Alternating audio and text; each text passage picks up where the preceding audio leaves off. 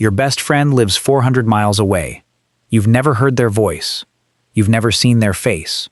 And yet, when they send that message at midnight, the exact moment you needed it, your chest does something warm. That's real. The friendship is real. The connection is real. So why does everyone around you act like it isn't? Why does the person you game with at midnight feel more present than the coworker sitting next to you? That's not a flaw. That's not loneliness being dramatic. That's your brain operating exactly how it was built to operate, because the brain doesn't care about geography. It cares about something far deeper. And once you understand what that thing is, you'll stop apologizing for the friends you've made online, and you might even start noticing who your real friends actually are. Here's the first thing to understand. Your brain does not have a wire that connects to other bodies. It doesn't sense location. It doesn't know if the person you're talking to is in the next room or across an ocean. What your brain tracks is different. It tracks responsiveness. It tracks consistency. It tracks how a person shows up, not where they show up from. And this is the whole key. When someone replies to you on time, remembers what you said, laughs at your joke, shows up when they said they would, your brain receives the exact same signal whether they're in the same room or in a different time zone. The signal is all that matters. The physics is irrelevant.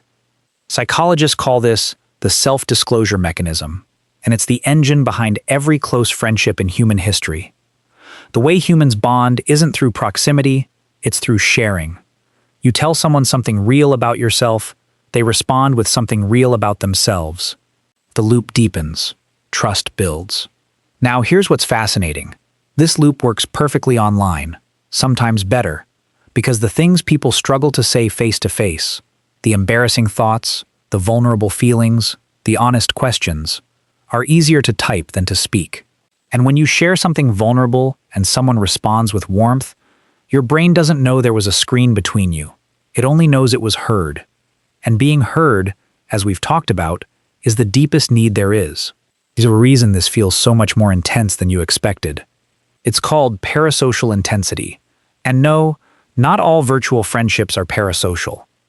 A parasocial bond is one-sided, like with a celebrity or a streamer. But a two-way friendship, where you actually talk and respond to each other, is not parasocial. It's social. It's real. The difference is reciprocity. And reciprocity is the magic ingredient. When someone actually writes back, actually remembers your dog's name, actually checks on you after a bad day, that's not a parasocial fantasy.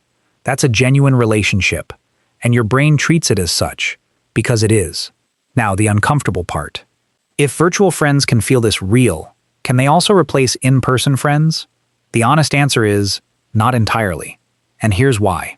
Your brain is wired for something that screens can't fully deliver. It's called co-presence. It's the felt sense of someone actually being there, the warmth of a body nearby, the rhythm of breathing, the silent company.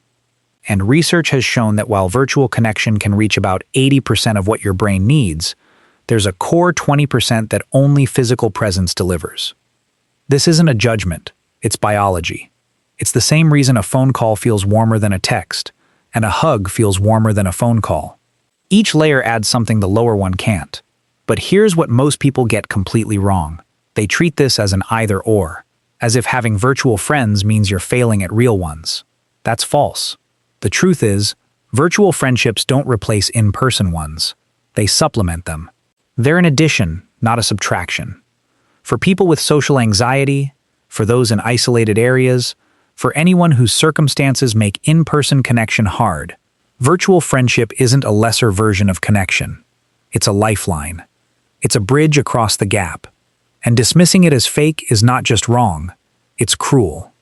There is one real danger, though, and it's worth naming. The danger isn't having virtual friends. The danger is having only virtual friends. When every relationship lives behind a screen, you lose something subtle, the practice of being present with another body in space. And that practice, like any skill, atrophies if you never use it. The fix isn't to delete your online world, it's to keep both doors open, to let the online friends fill the gaps that distance creates, while still pushing yourself toward in-person presence when you can. Both feed the same hunger. Both are valid food. And here's the beautiful part.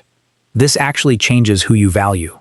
When you understand that your brain bonds through responsiveness and self-disclosure, not proximity, you start recognizing real friendship wherever it exists.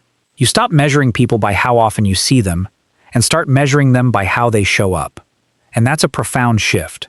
Because the coworker who sits next to you every day and never asks how you're doing is not closer to you than the friend across the ocean who checks in every morning. Presence without response is not connection. It's just adjacency. The people who feel real to you, the ones you've never met, the ones whose voices you've never heard, feel real because they are real to you. Because they earned it.